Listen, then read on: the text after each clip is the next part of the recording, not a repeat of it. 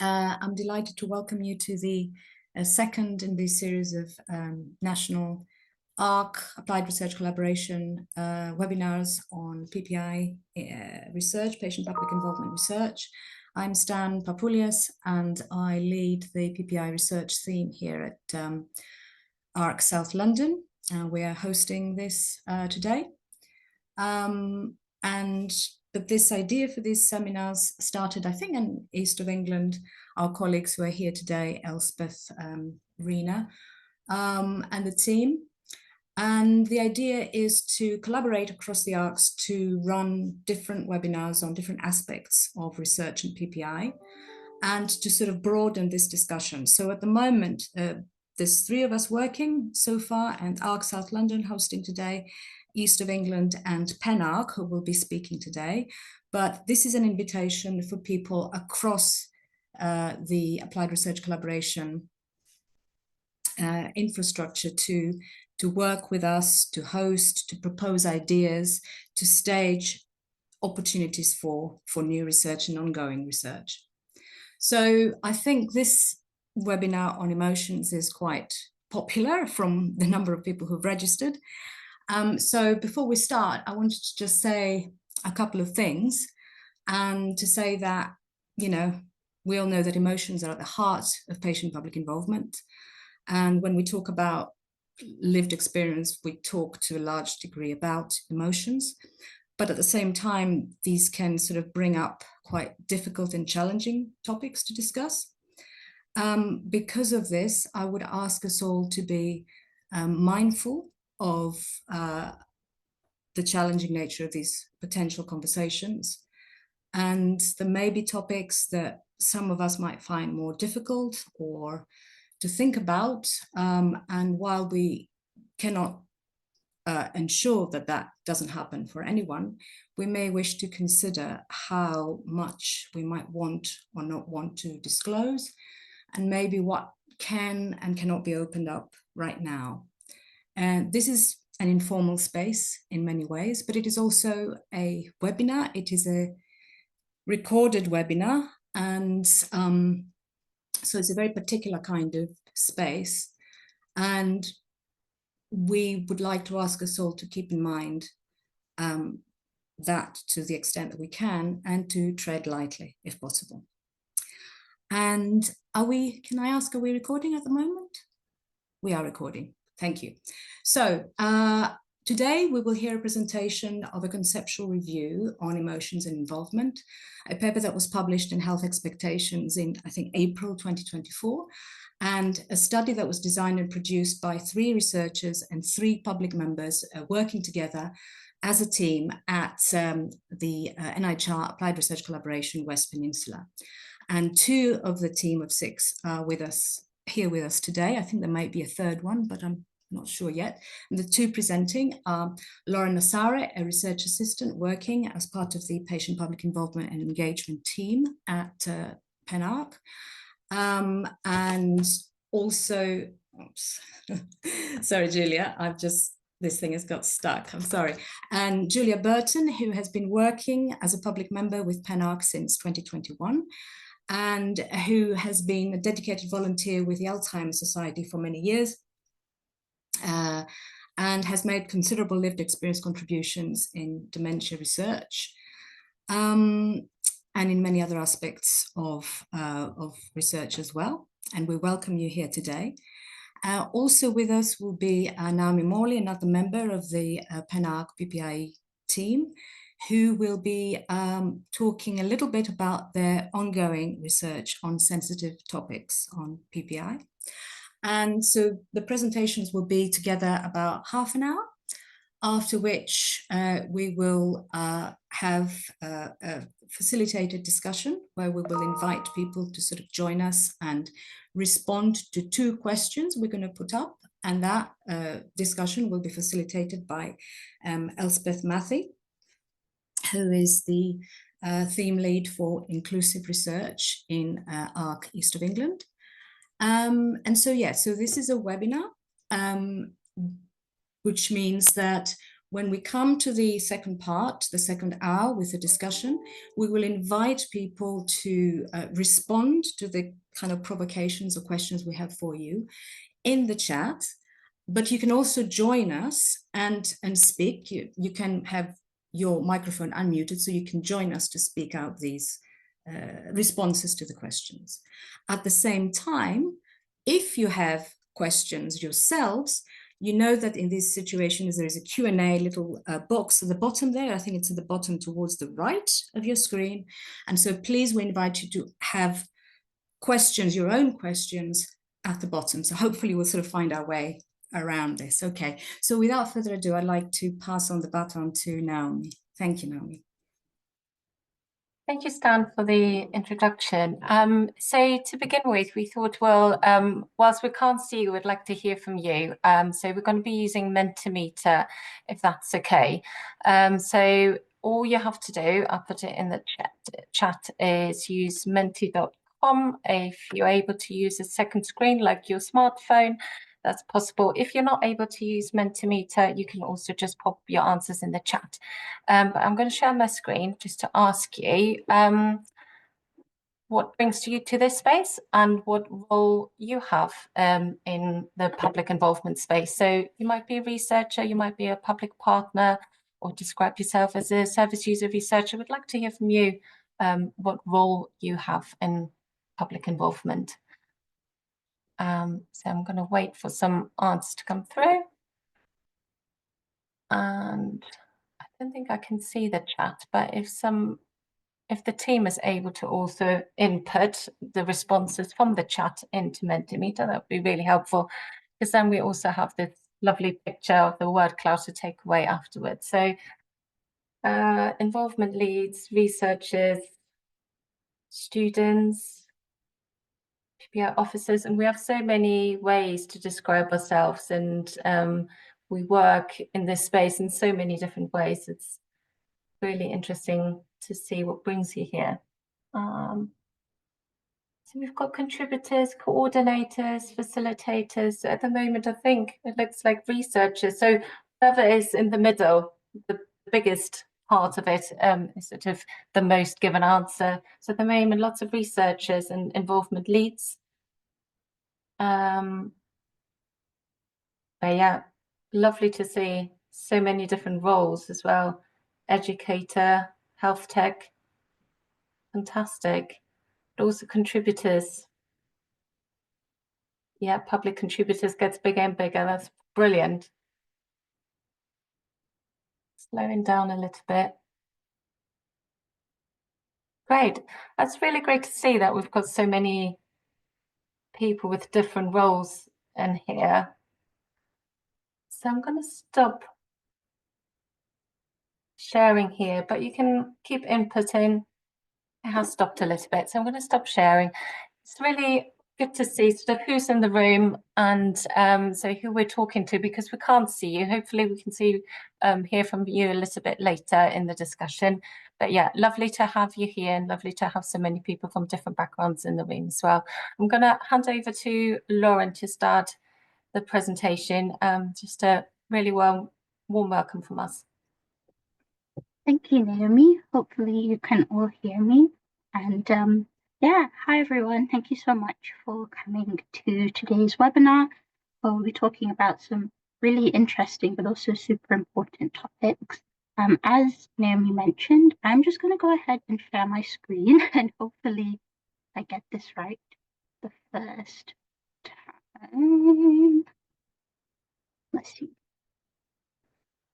Are you able to see something right now, Naomi? Could you let me know? Great, wonderful.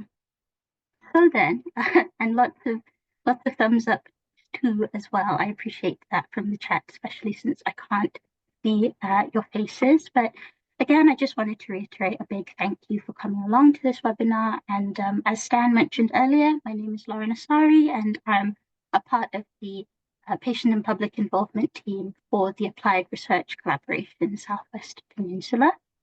And I'm really excited to talk to you a bit today about some of the work that my colleagues and I have done on this really important topic.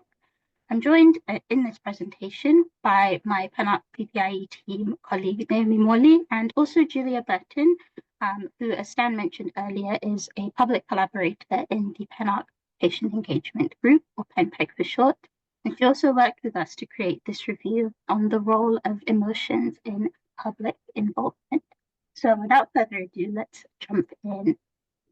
So firstly, an introduction. The idea for this conceptual review originally came about after an experience of high emotions that were seen during a PPI meeting. And indeed, I mean, it's obvious that it wasn't that this was the very first time that emotions had ever been experienced in a PPI meeting. But my colleagues recounted that on this occasion, it was almost like the emotions were so high that you couldn't not notice them. You know, understandably so, the topic was heavy and the experiences that were shared were deeply personal.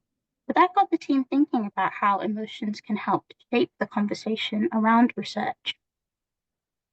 Indeed, two things were noted. Firstly, that emotion seemed to strengthen the impact of what people shared, and it also seemed to bring the group closer together. A structured scope of search identified 18 articles, which were then tabulated to identify recurring themes on emotion in public involvement. And as Stan also mentioned earlier, a few of the public collaborators in the group that were present at this inspirational meeting helped us to put together this review. So, you know, a very warm thank you to our public collaborators, Phil Ruthin, Pamela Staunton, and Julia Burton, who will be joining us today, for their insight, which helped to shape this review.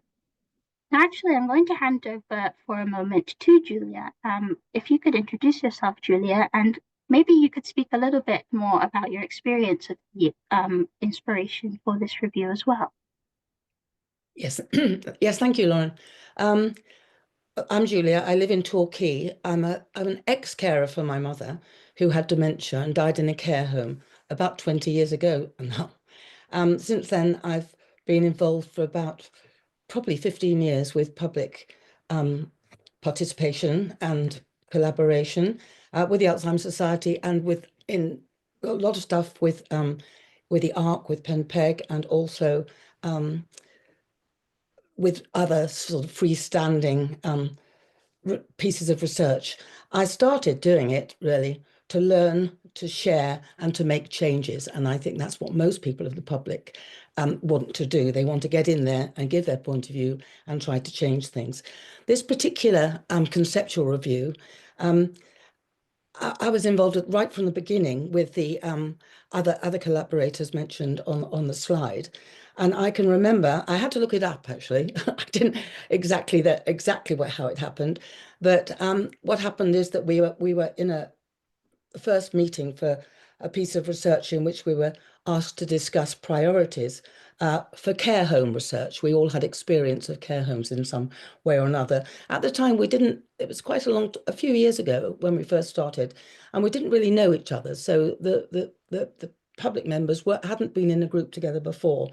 What was interesting that when we were talking about our experiences, which were very different, we talked about our feelings. Our feelings came into that. We talked about, for example, our loss, our feeling of loss, our feeling of guilt, loss of a role, sadness about our loss of a role. And also we had a few laughs talking about some of the pleasures and the surprises, and to an extent the relief. That sort of set the ball rolling. And then the separate review started from that point of view. And yes, we were involved fully, right, including in the writing of it. And it was fascinating, and you'll be hearing a bit more about it.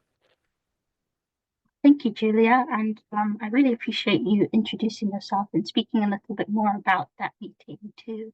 I think that it's a great illustrative way to talk to some of the stuff that we'll be covering coming up shortly. So I actually wanted to put you guys to work pretty quickly in this presentation as a bit of a warm-up. So Naomi will be handling another Mentimeter, the code of which you can see on the screen at the moment. And we were wondering if you might be able to answer with a few words, what springs to mind for you when you think about emotion in public involvement? So the code is up there, but I wouldn't be surprised if it's also in the chat. I'm just going to briefly stop sharing so that Naomi can take over with this portion of the presentation.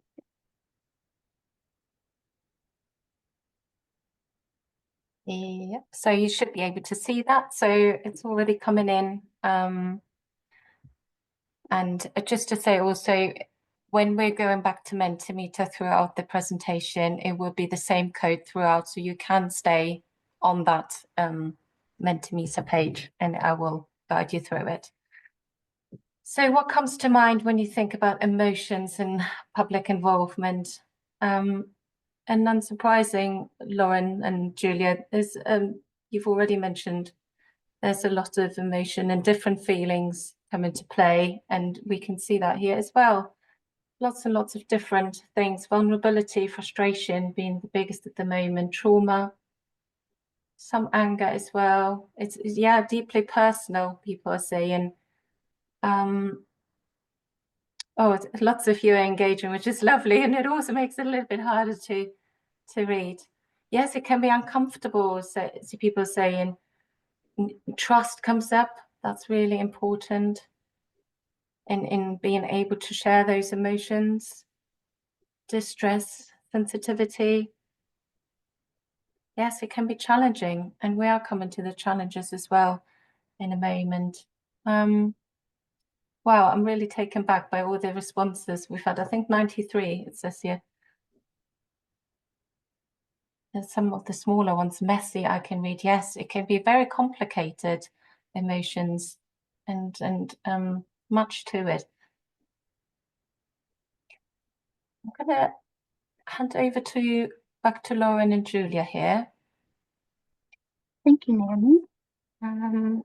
And I'll just give you a minute to stop sharing so that I can. And do please keep inputting. And as I said, we'll keep this Mentimeter open. It will just keep going to a different question in a short while. Wonderful. Thank you, Naomi. And thanks everybody for putting in your thoughts into that Mentimeter as well. It's really interesting. And indeed, a lot of those things will be covered a bit more in our presentation, but also came up a lot in the review itself. So why don't we have a little bit of a look at how that happened. So I'm going to go ahead and share again. Hopefully you're seeing the right screen now as well. Yep. So before we continue, I just wanted to quickly situate ourselves and so that you can see a little bit what to expect coming up. Firstly, I'll go into a little bit more detail about the review itself, then some of the key themes. We'll cover a little bit of the challenges, and I think Naomi will take over from that point on. And finally, we'll both talk a little bit about some of the ways forward that we identified from this review, but also some potential ways forward that Naomi and I drew upon from some of our work in the PPI space. So, indeed, now that you've heard a little bit about what inspired this review, as well as a brief overview of the methods that we used to conduct it, I wanted to touch a little bit on the variety of areas and disciplines that we drew understanding from for this review. So what do other disciplines say?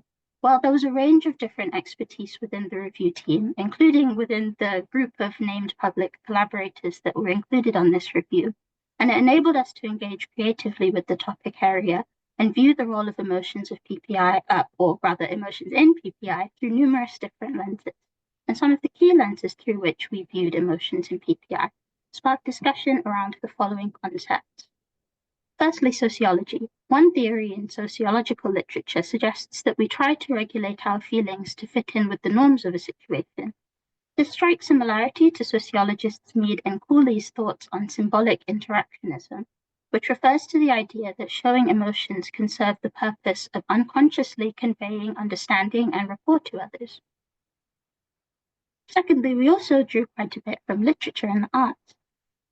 Some writers suggest that the lingering emotions that one feels after a difficult experience may transform into the interpersonal and objective experiential evidence that's required in PPI project settings.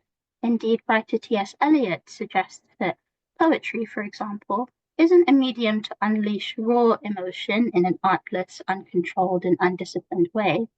Instead, he maintains that poetry is not just a turning of loose emotion, perhaps in the same way that PPI meetings, while emotional at times, are not necessarily spaces for free, unbridled emotion to be expressed. They can instead be places where emotion is used for something, which again comes up a little bit more in the rest of this presentation too. Thirdly, psychology was also an area that we drew some knowledge from. Indeed, Carl Jung's wounded healer theory could possibly serve as a suggestion for why researchers and public collaborators alike get into PPI in the first place. In more PPI relevant terms, the researchers' own personal wounds, which may be their motivators for getting into PPI research to begin with, may be activated when public collaborators share their experiences, especially so if the researcher can relate to them in some way. This theory suggests that the researcher might unconsciously pass this empathy back to the public contributors, also causing a bond to be formed. And it's sort of similar to how the emotions showed during the meeting that inspired this review caused the group to ultimately become closer. And I was thinking while preparing this presentation that in a way, the number of different perspectives and backgrounds that we each came to the project with is almost metaphorical for the style of working that we aim to capture and highlight in PPI more generally. Indeed, we all come to research with different life experiences and perspectives, academic and or otherwise, but we can bring them together to make something that's relevant to each of us. And so following that, I actually wanted to hand back over to Julia as well. Could you speak a little bit more about your experience looking at this topic from different perspectives, and also why you might have felt that this was important? Yes, thank you. Well, there were many different perspectives, and several of us in the group shared a mixture of some of these perspectives. From my own background, I was an educator or a teacher, but I taught initially school students and also some teachers. The subjects that I taught were, and I was involved with, were English, drama, and media studies, all of which are about communication. And that, I think, I fed in, as others did, that sort of perspective into this particular part of study. And as I'm thinking about this, I'm realizing how relevant that is to my work now with you. It's bringing up, always thinking about communication and thinking about, in any situation, a group situation, for example, or research, is that who's there, who's starting it, what's it about, why is it about, and to whom are the messages that we learn going to. It's all about, I think, communication. In terms of the emotion, during, I can't remember quite who started saying this at one of our meetings, the sort of literature, the two elements of from literature. It was William Wordsworth who defined poetry as, and I'm going to read it to get the words right, the spontaneous overflow of powerful feelings, but it takes its origin from emotions recollected in tranquility, and the emotion that we bring to meetings, and it's not just us, it's everybody, because we're all humans. Researchers have lived experience too, and ideas. That recollection, because of the focus of what we're talking about, that emotion is recollected. We're not necessarily having it, although we could have some of anger or passion of some kind. And it's not quite tranquility, but it's after the event, because our lived experience comes before, but it's triggered by what we're doing and what we're talking about. And just another literary thing, and just that I think is really important in everything we do and very relevant in research into life sciences, etc., is E.M. Forster's, I won't say motto, but only connect. And those connections, the connections of emotion and rationality and all those other things, I think are what makes things work better. Thank you, Lauren. I finished that bit now. Oh, thank you, Julia. No, that's super interesting. And I'm really glad that you brought in some of your extra experience as well into the conversation.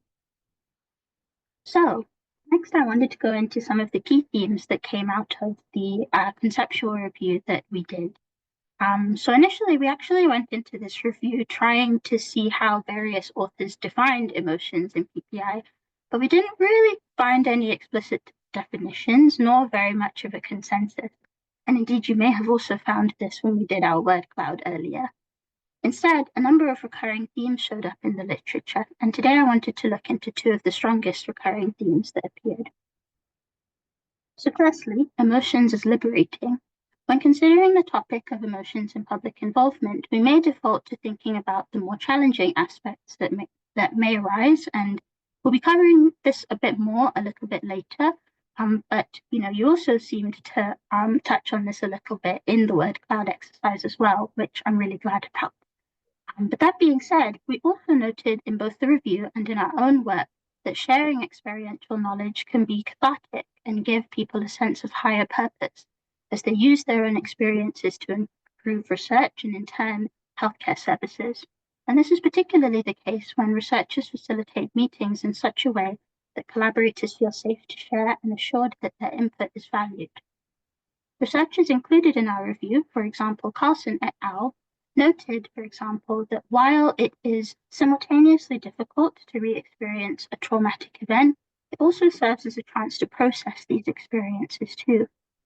This may perhaps be due to the shared sense-making that can occur when difficult memories are shared with others who may have had similar experiences. Also, Chambers et al. Found in their research that for some public collaborators, PPI actually improved their relationship with their illness and helped them to learn more about themselves and how to live with their condition. Indeed, despite the challenges, involvement was felt to be fun in this research paper, and so I'm really pleased that it made it into the review. And Julia, you've actually mentioned previously having been at meetings where emotions were openly shared and that this felt important for you. Would you be able to expand on that a little bit? Yes, I think so. I'll give an example actually, which is an example of people in a group, or two examples. People in groups of lived experience, working together over time and collaborating.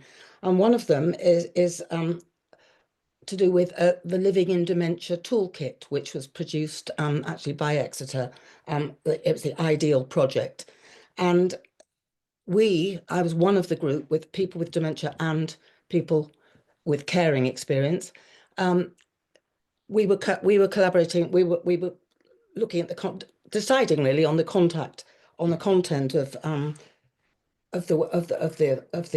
toolkit, based of course on the research that had been going on. It was about 6 years of research at that particular point, and there was a lot of from the people with dementia.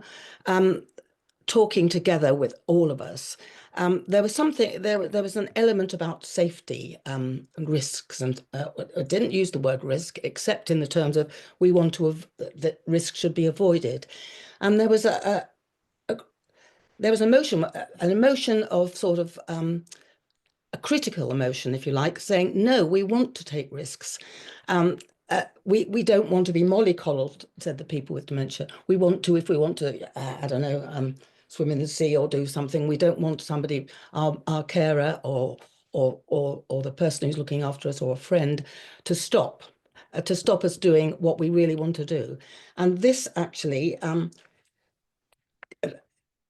although it was critical, it actually became heeded, and that changed researchers' ideas about this. And we put in a big package about risk, the rights, if you like, to take risk, and this came from the public contribution. Another one which is more recent, and again, it's I think it shows the effect of reacting to research in meetings. It's fairly recent. It's to do with a group of people with lived experience of different types of neurodegeneration. There's dementia, there's motor neurone, there's Parkinson's, there's Huntington's, which is a little bit different in some ways, particularly as the bit of the project that we were looking at or talking about or noticing was about prevention. And there was a rise of emotion in many of the carers and the people, saying that prevention is a term that upsets people. It implies that people should be able to prevent these conditions themselves if they eat the right food, have exercise, avoid alcohol, all those things that we all learn. And it made people feel guilty, shamed, negligent, lazy. And the impact of that discussion meant that, in actual fact, the lead researcher, the chief investigator, took that to other meetings of people doing this research, and that term is being looked at very carefully. And so I don't know it's quite what you expected me to say, Lauren, but when thinking about this, I just thought about that impact. There's something about the power and something about the things that unknown factors of shared experience of the emotional knowledge came out, and that's and worked. It wasn't sort of squashed, it was dealt with. Thank you. Thank you, Julia. And I think that speaks really nicely as well to some of the ways forward that we identified together through this review, about not necessarily wanting to be rid of emotions in PPI meetings, because it's a little bit counterintuitive, since we can't really be rid of emotions as people. But actually that brings me on to one of the next slides, which is around the next theme that I wanted to talk about, emotions as challenging. So some studies noted that managing group dynamics could be difficult in a space where people worked through information at different speeds, which often led to frustration within the group, within some people. And indeed, one particular paper, which was Mitchell et al. 2020, also noted that for PPI facilitators, managing the emotions of all those involved in this process could be both draining and emotionally challenging for them, particularly at the start of these projects where people shared their experiences more candidly for the first time. Indeed, in this paper, a quote that I wanted to pull out was that there were a lot of tears actually in that first meeting. It was very emotional for the first couple of meetings. So indeed, that's something to also look out for as both a researcher and a patient or public involvement member, that emotions possibly could also show themselves at specific time periods in a research process as well. And also, due to the exposing and vulnerable nature of sharing difficult experiences with a group, some researchers in our review have also noted that significant difficulties may arise among public collaborators when one of them might have a crisis outside of PPI meetings. And also, another paper that was included in this review contained an excerpt from a PPI collaborator's thoughts on emotions in PPI, which covered reflections on how doing PPI can dredge up memories that you may be able to cope with in that meeting or in that setting. But like Julia aptly mentioned, they may set off sad reflections when you leave the meeting, and indeed it's the emotion that comes afterwards for many people. For public collaborators in particular, reading transcripts after meetings was found to serve as an emotional burden as well. But very importantly though, and I really want to underscore this, poignant reflection that came from reviewing the literature was that some public collaborators truly felt that taking part in the discussions presented an opportunity for them to talk about and process their experiences together with a group of peers who knew what it was like from first-hand experience. And like I mentioned on the previous slide, it was considered an emotional relief and felt liberating for these collaborators, as we discussed a little bit on the last slide. So I'm going to hand back over to Naomi briefly to ask what challenges you've experienced. And again, the Menti code is on screen, but I believe it's the same one as before as well. So I will briefly stop sharing to allow for some contributions from you. Thank you, Lauren. So before I'm going to move on a little bit in a moment, we'd like to pause here again and just like to hear from you what challenges you might have experienced around emotions and public involvement. So again, we're going to use Mentimeter with the same code. I'm not asking you to share any particular instances or details or anything, identifying just some aspects of what you might have experienced as challenging. And then I'm going to move on to go a little bit into more detail around the challenges. I'm going to start sharing again. So, Sorry, trying to work two screens. It's not always that easy. And this time there's a bit more space to fill that out. Knowing how much to share. Yeah. And sometimes some people like to share more than others. Some people are quite actively emotional and vulnerable, and others don't like to.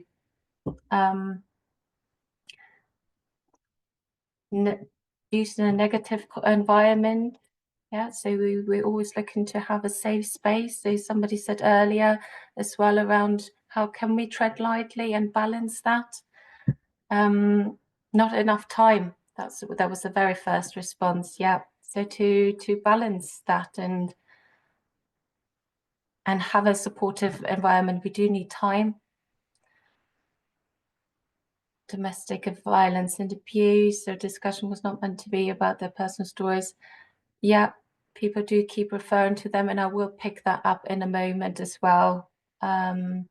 So maybe the repercussion it has for others in the room can be triggering.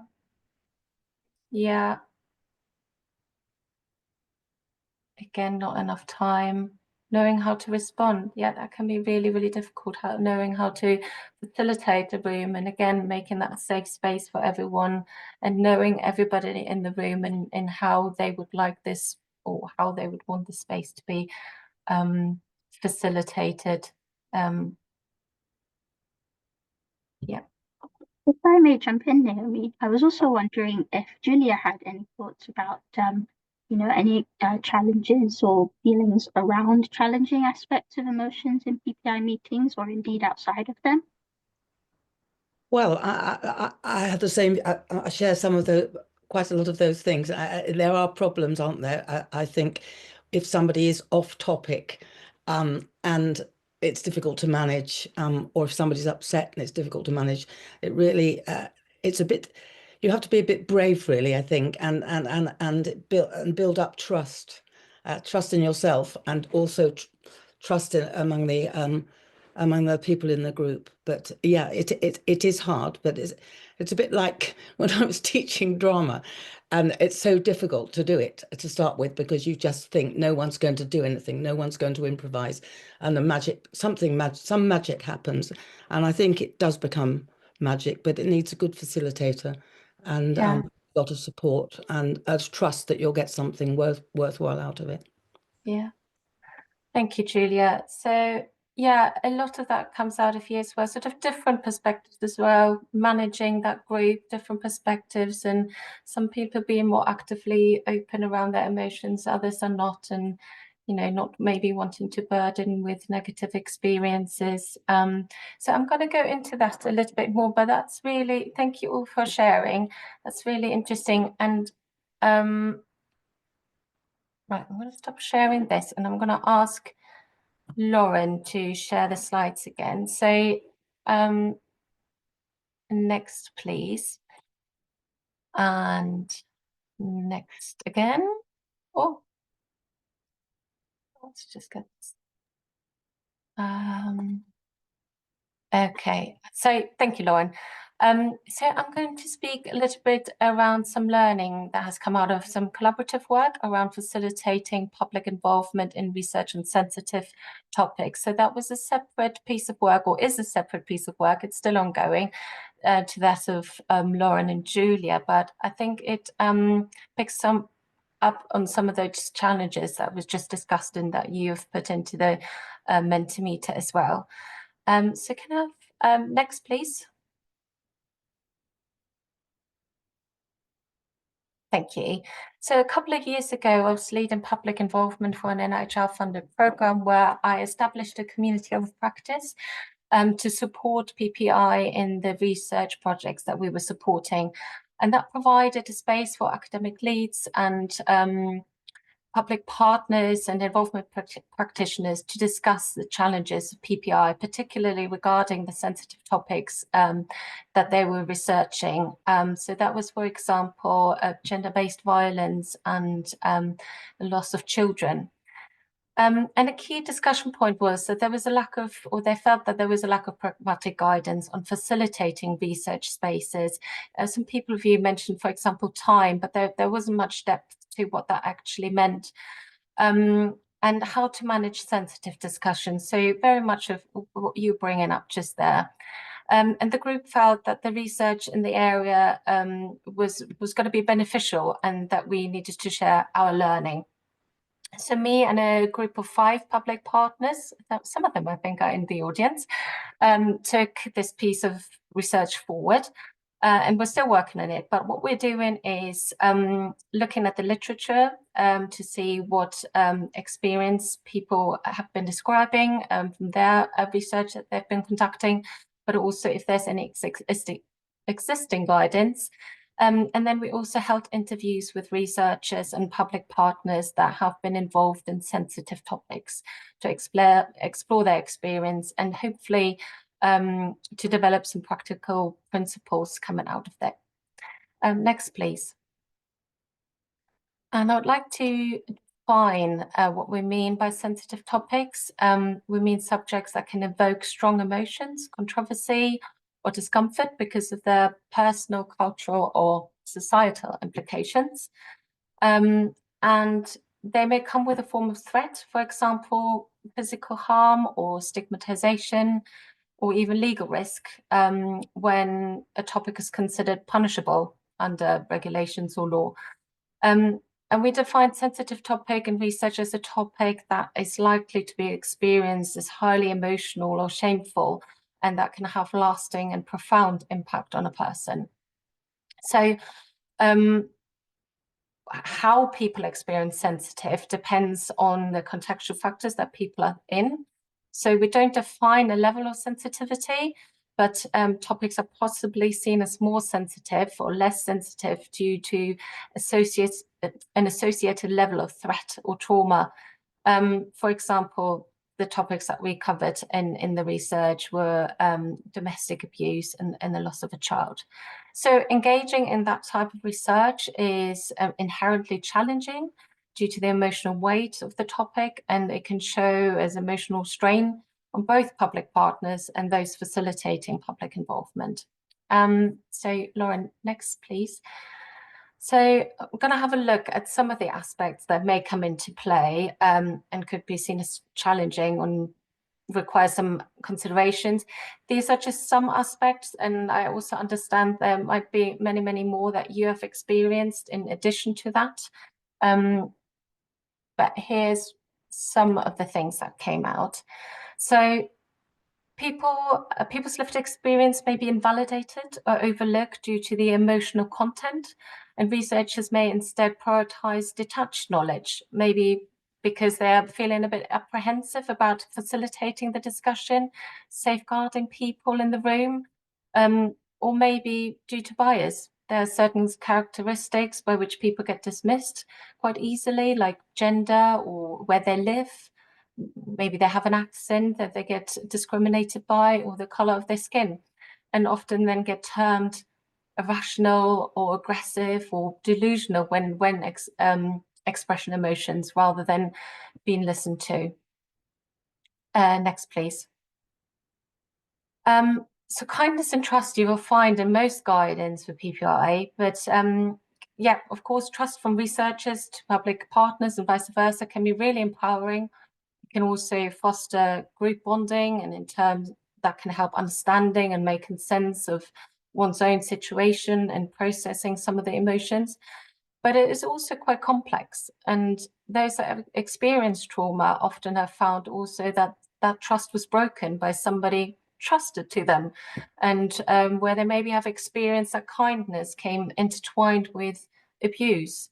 So it's a really complicated topic where many of us see trust and kindness as something entirely positive, to others that can be experienced as different and as fraud, and it can evoke very negative responses.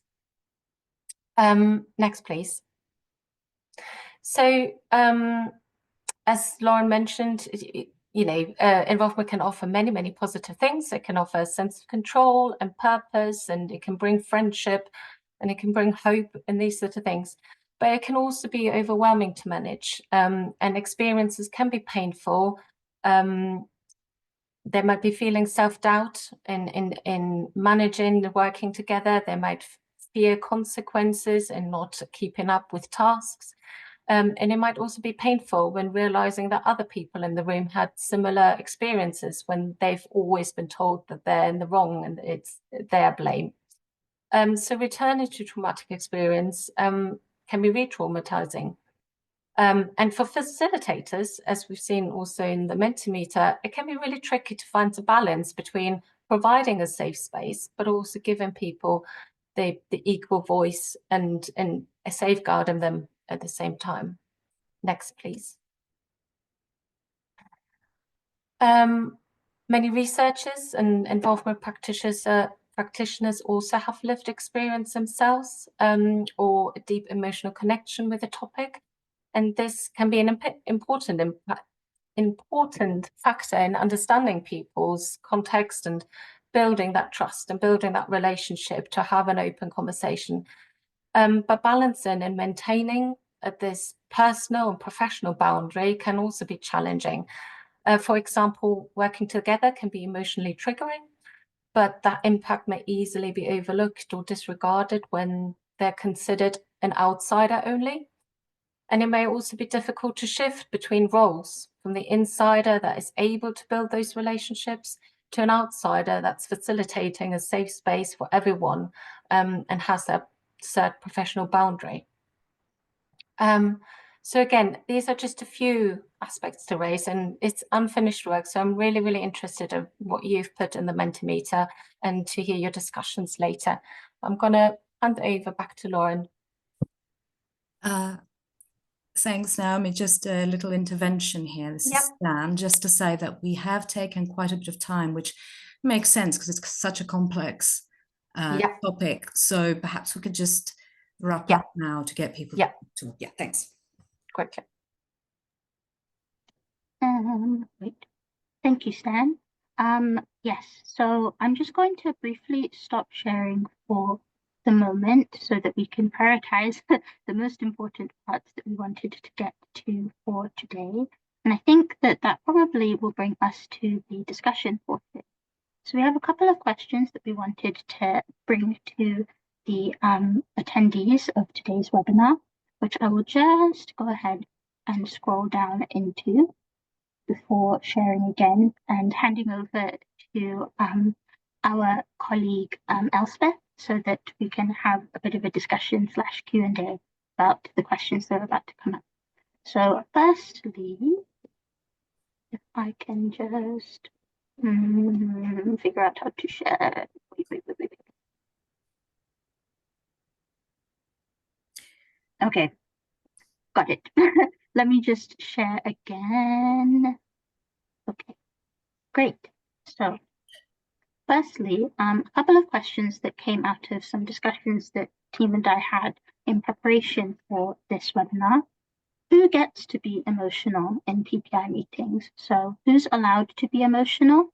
That can be around issues concerning labeling. That could be issues around power hierarchies, but have a bit of a think and discussion around who gets to be emotional in PPI meetings. And I'll hand over to Elspeth to continue with the facilitation of that area. Thank you so much, Lauren and Julia and Naomi, for such an interesting talk. And shall we also post the link to your paper, the conceptual review, so that people can look at that? And I noticed there's been lots of questions in the chat about the recording and the presentation slides, which we will share afterwards. You'll be emailed them. And we also now have a space on the East of England website where we put the last recording, and in time we'll put that one up as well. So we do have your email addresses, so we can put that up and let you know where that is as well. Perhaps we'll put the link in the chat as well. But really wanted to thank you so much for such an, it's that whistle-stop tour, going through so much research there. And this space that when we very first started to talk about why this was important is we all have our very personal experiences of patient and public involvement. We also want to look what the literature, what the evidence says. and keep bringing it back to, you know, what have other people said about this, and bring that together. So the conceptual review really does do that. And great to hear from Julia with starting off, you know, the idea about that and the work with the Alzheimer's and dementia. So some great comments in the chat already, and if anybody would like to, you know, because I won't be able to get to everybody within this time, we're going until 4:30, and so we've got a couple of questions. So the one that Lauren just put up, and if you'll put it in the chat as well, that would be helpful for people as well. And you can type your answers in the chat, and we can also take you off mute as well, so that you can join in the discussion. And I apologise, it's so many people, and we're so glad that it's been so popular, but it's very difficult to manage having that sort of informal discussion. And one point that came up with one of the things is, how do you do that emotion when it's on screen? When we're all in a room with each other, that's a different thing. But when we're all on screen, and that happened quite early on, I think, in the pandemic, with people very emotional, being in their own rooms, in their own spaces. And so it's a different setting, it's a different context for us all really to consider doing things digitally as well, because you haven't necessarily got that rapport and have that time with the person afterwards. So I can see that there are a couple of questions and have already come through. And we're just asking if somebody could just retype the question in the chat for us. So it was around who is allowed to be emotional in these meetings, wasn't it, Lauren? Yeah, Lauren has done it. Lovely. Did you want me to answer the question around how do we facilitate something online, or? No, I was just making that as a okay. comment, really. No, sorry. that's fine. No, just giving everybody a chance to just have a think. And no, it was just something that came up from one of the comments on there about those different spaces, really, and our emotions, which of course I kind of realised, but don't. Yeah.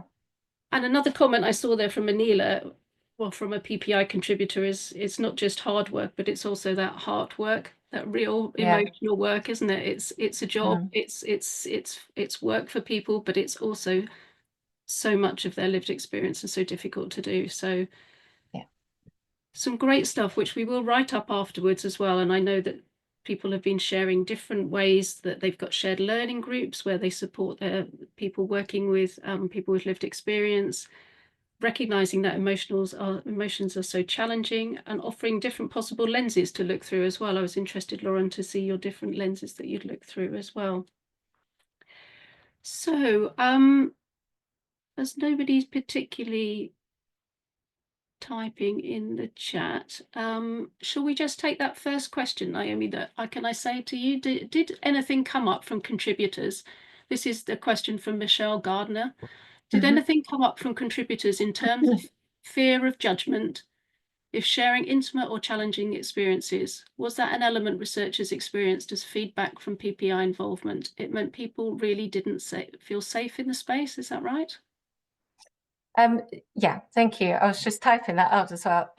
So the people that we have talked to, it didn't come up. It was discussed in a way, in a positive stance. So what the researcher and what the team had done together is really put lots and lots of time into planning and thinking through sort of consequences for public partners, consequences of re-traumatization, making sure that there were pathways of emotional safety and emotional support for both researchers and public partners. And there's also always a lot of work done in the time leading up of getting to know each other, making sure that people knew they were in a safe space of getting to know each other. And actually a word that came up a lot was sort of the bond that people built, and that they felt it was more like family. So the researchers and the public partners that we interviewed sort of reflected upon this. Obviously that they are very, emotional things to talk about, but what they had done to sort of circumvent that and hold that space. So lots and lots of planning, listening, readapting. And I notice a lot of people put in the chat about having training. So again, if anybody wants to share any of the training that people have had, that would be really useful. And some of the comments coming through are also, is it, I don't, you know, and as everybody says, we all wear many hats, so it's not academic PPI, we are service users ourselves in many conditions. And where those emotions go and who is allowed to give those emotions. And people are saying everyone should get emotional, but that's also quite difficult when you're having to facilitate, or so I think that's a really good, you know, it's good to recognize that and who is, and everybody can get emotional. Anila, would you like to come in? You're saying your thoughts are, can we unmute Anila? She's saying everyone should put some level of emotion into a meeting. Researchers should be real people too. I guess this is speaking from experience, Anila. Is it possible that Anila can come off mute? Is that how it works? Anila from ARC, Greater Manchester.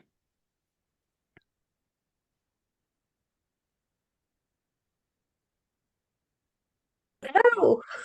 Oh, hello. I do apologise for this strange space, but Neela, you're there. Lovely. It's absolutely fine. But when you said come off mute, I was like, oh God, do I have to do something? I'm so not tech savvy. I'm like, I have no idea. Started to panically write in the chat.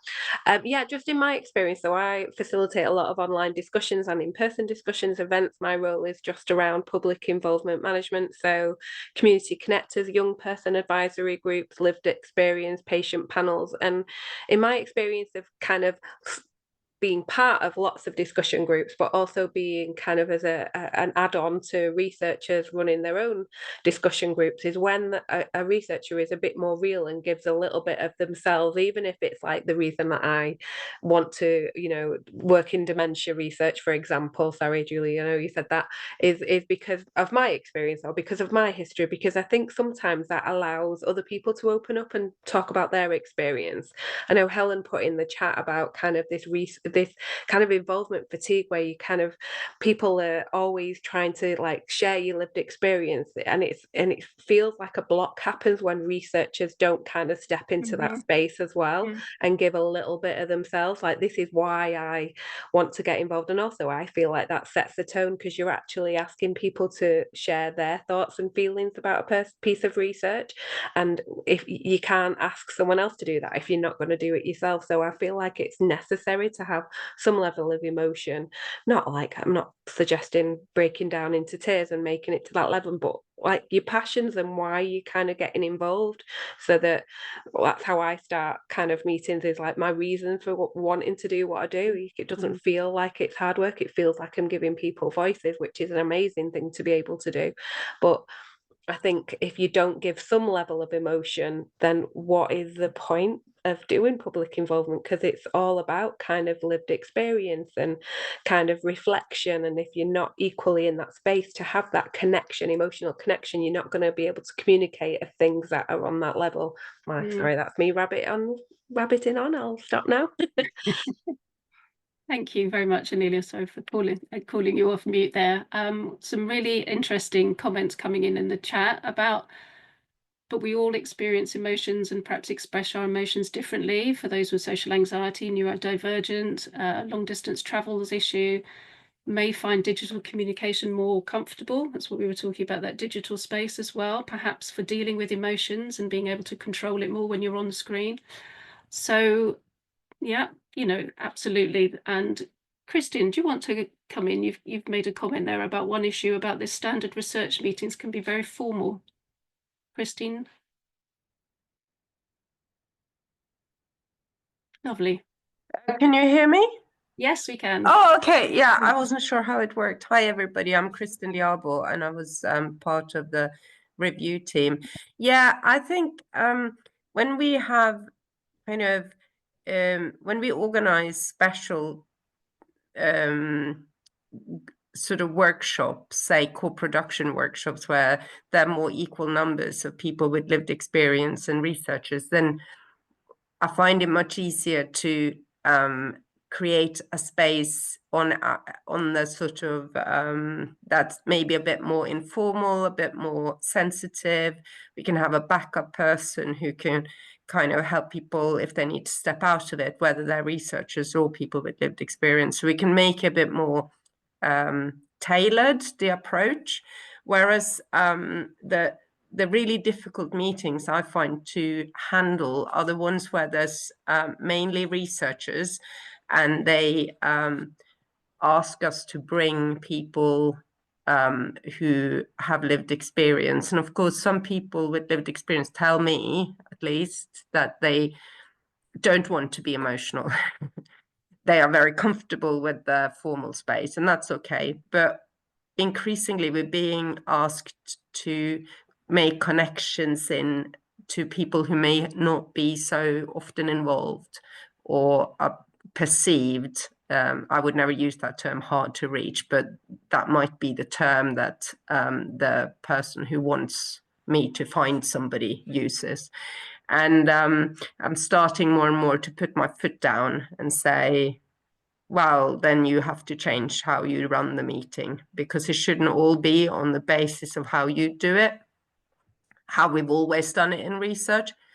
But that's harder the more kind of prestigious, if you like, or I don't know how to use the term, but like the more board-like the meeting is, the more people want it to be very rigid, and yet they want people there who are there for their lived experience. And I think sometimes it's actually really inappropriate, but it's really difficult to stand up against sometimes. That's what I meant. Sorry to go on a bit. No, thank you, Christine, for sharing that. It's yeah, the spaces that we're holding these meetings are really important, I think, and getting outside and going to where communities are can make it feel very, very different. A lot of projects we've been working on recently have been going out to spaces where perhaps researchers don't feel so comfortable. So it's, meeting people where they are, but we have this difficulty of this balance. I am lots and lots of, I wish I can't keep up with all things in the chat. I noticed Peter is talking about running reflective practice groups for co-production specialists. Put his email in the chat if anybody's interested there. And I wonder about the other question that we had. Rachel asked the question, I think it was the second question there, about how do you ensure there's value in the information people share if there are strong emotions? How do you balance those mobilized by emotional connectivity to issue and vocal, and those equally mobilized but less vocal, more shy? So again, we were talking about how people express themselves differently. Also capturing the voices of those who don't like being around emotional distress. I mean, I don't know if it's a question or just a comment that either Lauren or Julia or Naomi want to answer. Or I think in terms of mobilizing people that are less vocal, more shy, I think is trying to give options of how we're communicating and how we're working together. So I'm finding out as much as I can before we get into a group, and some people do not like to work in a group, and that's okay.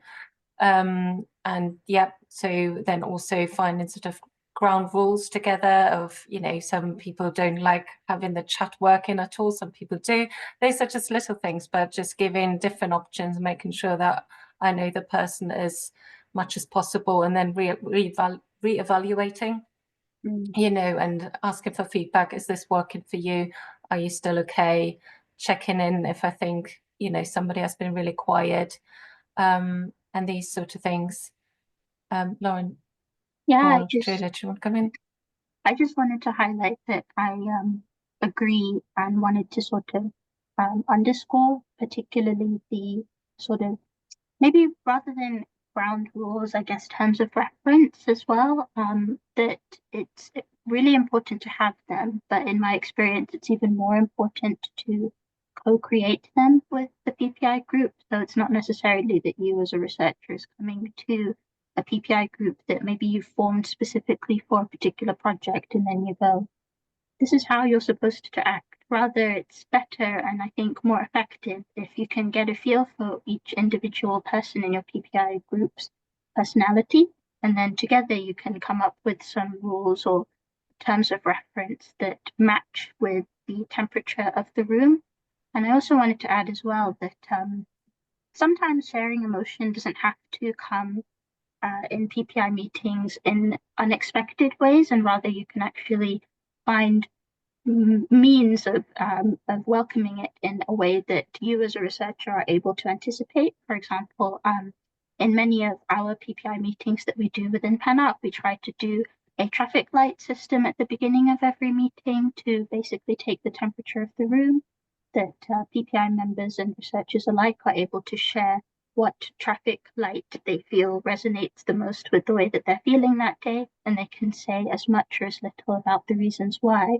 But you can almost see sort of the size of relief that a lot of people maybe make when we have finished with the traffic light activity, because at least things are out in the open now, and you as a facilitator can also sort of anticipate where there might be some sticky areas. If it seems like there are a lot of reds in the room, for example, or a lot of ambers in the room.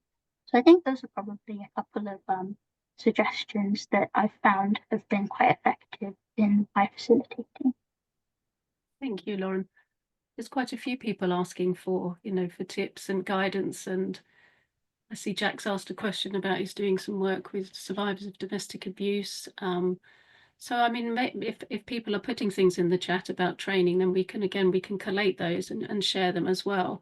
I noticed that Una has mentioned about checking in and checking out, which we have recently used with people with learning disability, just to get how people are feeling, and people very honestly saying they're not feeling great at the beginning, and you're just knowing where people are rather than just starting in. But a lot of people are asking also about how much training researchers have had. And I think that's a good question. I think perhaps a lot of researchers perhaps have not, especially, I would assume that we haven't all necessarily had a lot of training in those, and we've learned as we've gone along.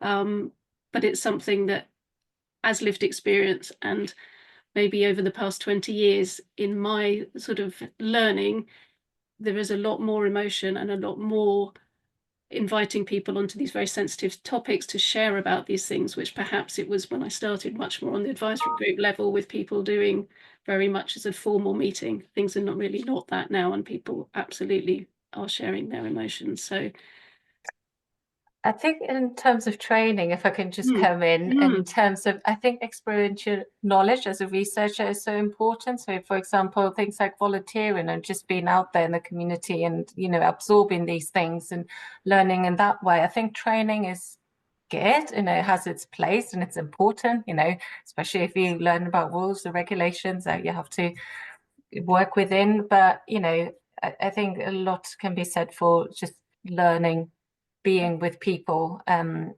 those sort of things. And I think there's also training that's often overlooked, sort of like, that you can go to training like basic counseling skills. You're not a counselor, but it just gives you a few things sort of to think about, or mental health, first aiding and things like that. And that can be inbuilt in researchers' sort of development plan as well, rather than just our methodology training, that type of thing. Julia, you wanted to come in as well? Well, I completely agree with you, actually, Naomi. I do think that mixing with ordinary people is important, and I think that can sometimes be a bit scary for young researchers, particularly who've been to school, been to university. They just haven't been out there. And I wanted another point. One of the difficulties in a group I'm in is that certain people with certain conditions are anxious. People with Parkinson's, for example, sometimes don't want to be seen. They want some alternative, and certainly people with Huntington's, or whose parents have Huntington's, are worried about their jobs and they're worried about privacy and revealing things. So I think that's something that has to be thought of and perhaps dealt with, one-to-one, as I know that Naomi does. Thank you, Julia. I'm wary of time.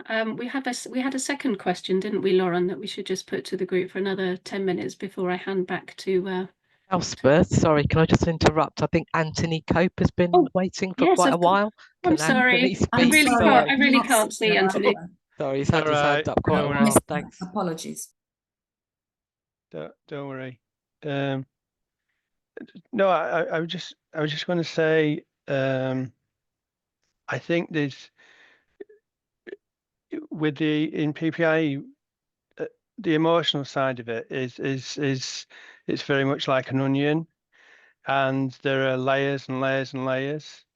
And when you go into a piece of research work, or if you volunteer for PPIE, even if you're in a group that you've been with for quite some time, there's always the unexpected. And I think facilitators need to be mindful of that. And then it comes to the facilitating, and also us as participants, especially if you've got new members in the room or the Zoom. We have to be mindful that just because we've been able to talk about and discuss our issues and be open about our issues as part of the research, it doesn't mean that everybody else is at the same point. And somebody did put in the chat, which is really, really true. There are probably at the beginning of the journey with PPIE, there are a lot of people that use it as therapy, and I think those people need to be really supported so that they then get the help that they need, and not sort of monopolize the space that is actually there for a completely different reason, and it's not set up to deliver what they need emotionally, which usually is somebody to talk to, somebody to discuss their issues with, and somebody to stop them from feeling frightened, to be brutally frank. And that's a completely different skill set to public involvement. Absolutely, completely different. And there are different ways and means of that. I'm involved with a group where we do discuss our long-term health conditions, but it's nothing to do with PPIE. And the rule of our Fight Club is we do not talk about our conditions. We talk about how we live with our conditions, but nobody talks about the diagnosis, because, you know, like as we normally say, I don't want to bore both of us by talking about my condition, you know, which is a very good truism. So we talk about what's good in our lives, and sometimes what's bad in our lives, but we actually we can laugh in the face of our trials and tribulations at times. But like I say, PPIE, it needs to be what it is, and not turn into something that it definitely isn't. Because if it is, then nobody benefits. The researchers don't benefit. The public contributors don't benefit, and everybody walks away feeling, what was all that about? Thank you very much, Anthony, for sharing that. That's really, really helpful, I think, that distinction. Thank you. Yeah, and lots of people are agreeing with that and thumbs up. So thank you, and apologies for missing you. I can't see a hand. I'm so sorry. It's fine. Virtual it's fine. Yeah, you got lots of people, so it's fine. Thank you. So, Lauren, we just had one question, but I think we're just going to have to get people to sort of type in the chat from that one question before I then hand back to Stan. Do you want to put that one up? Let me go ahead and share. So the second, go ahead, Lauren. Sorry. It's yes. So the second question that we sort of thought together as a group is just about who defines when emotion in PPI meetings is useful or needed versus harmful. So having read that, I'm just going to hand back over to Elspeth, and you can let me know when you would like for me to stop sharing, but I will also put it into the chat regardless. Thank you. And I think people have already addressed this question previously before as well. So yes, please go ahead and type your comments and questions in the chat, but I think let's just see. Who defines when emotion in PPI meetings is useful, needed, or harmful?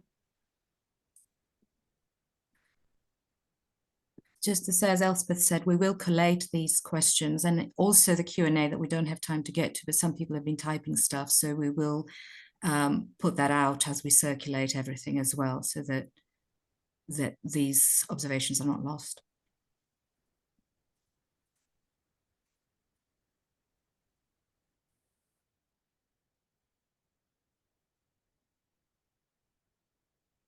Savi's comment there again about whether in some cultures and the chat keeps moving, whether it's assumed that expressing emotion means that someone's being less rational, or a tendency for some professionals to fear that expressing sadness, say, will necessarily be a source of ongoing problems.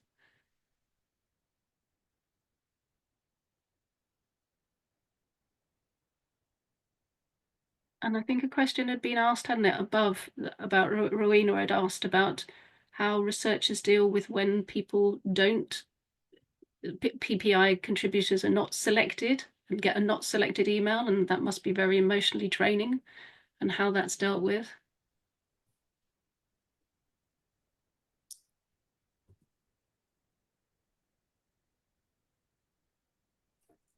But Catherine, thank you for putting in there the distinguish between the therapy for involvement and the advocacy training there.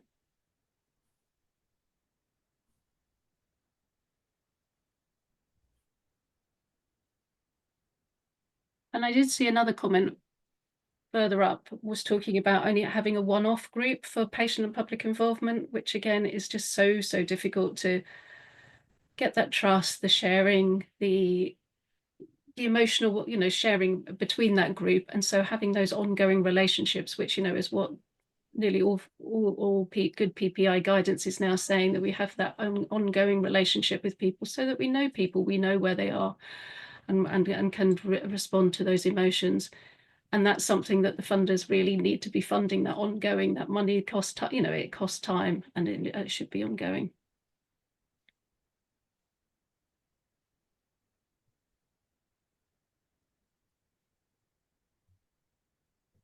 Okay. If I may, yes. I think there's there's this point made at the end there by Emily, I think, about the distinction between therapy and involvement. And I was thinking about that just then as Anthony was talking. The sad reality is that there is often just not the support that people need. They may only realize this in a PPI group when they see the power of being heard and held by peers. But whilst this is not the point of the group, it may be that there is no other way to get the support. I was just thinking about that too, in relation to what's happening to services and support spaces, and the spaces that we may want to signpost for people may not be there. And then what do you do with that, I guess?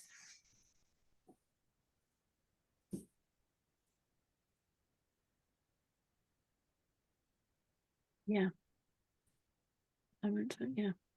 In the time and the climate we're living in as well. Exactly. So we're coming up to sort of 20 past.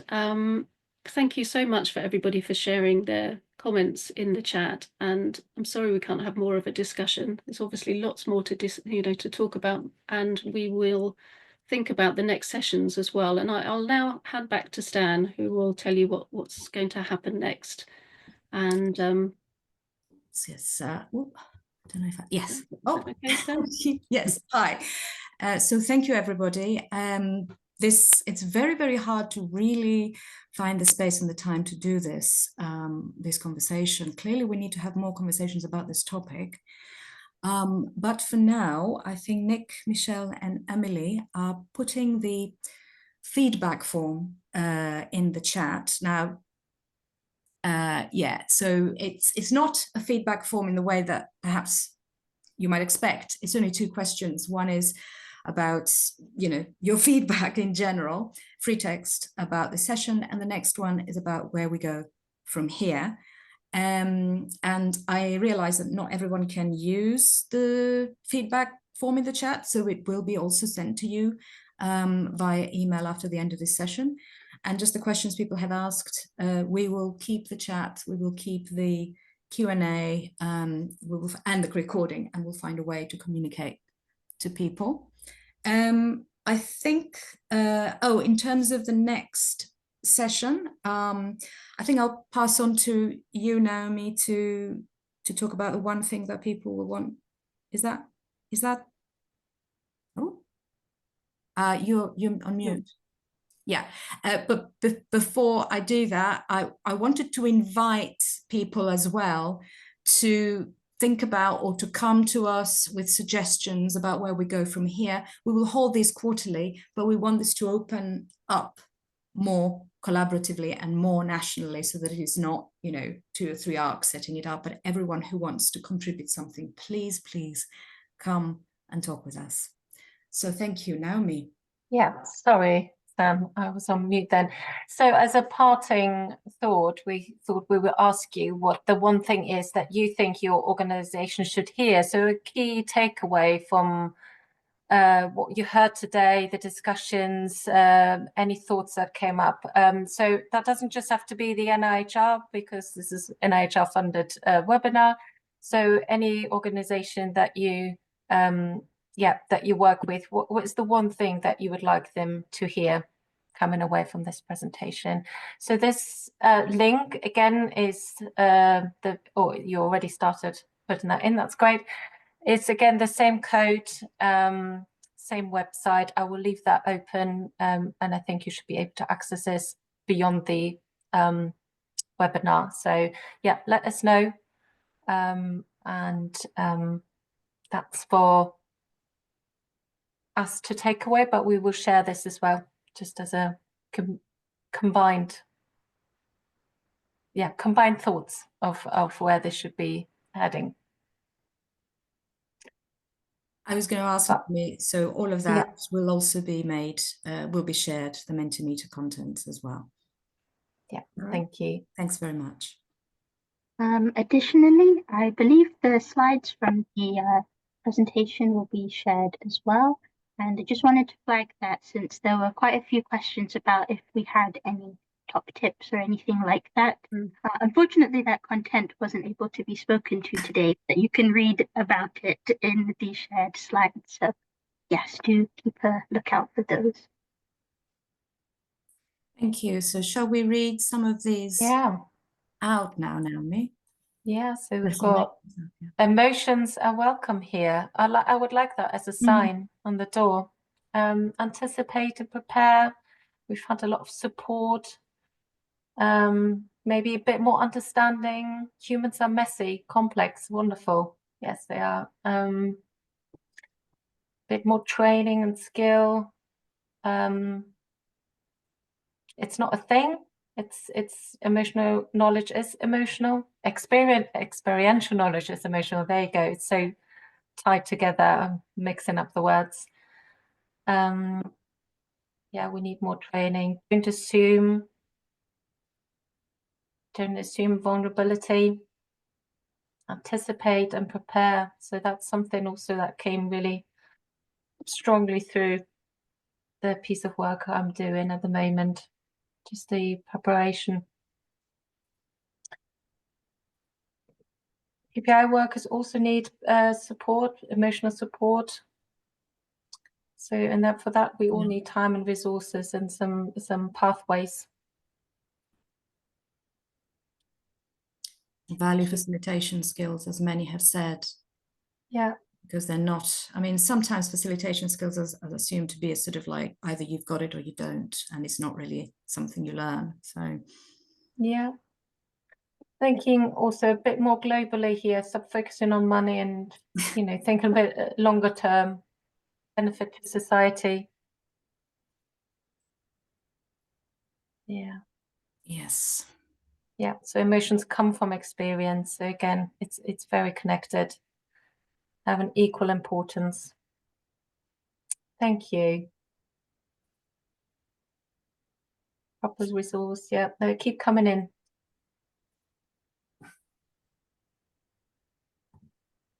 Oh, thank you also for the kind review at the end. If you don't work for an organization, also maybe just the organization you're working with, as a public contributor. So maybe I didn't express that very well. What would you like those organizations to hear? Thank you. Thank you so much. That's been really insightful and lots to take away.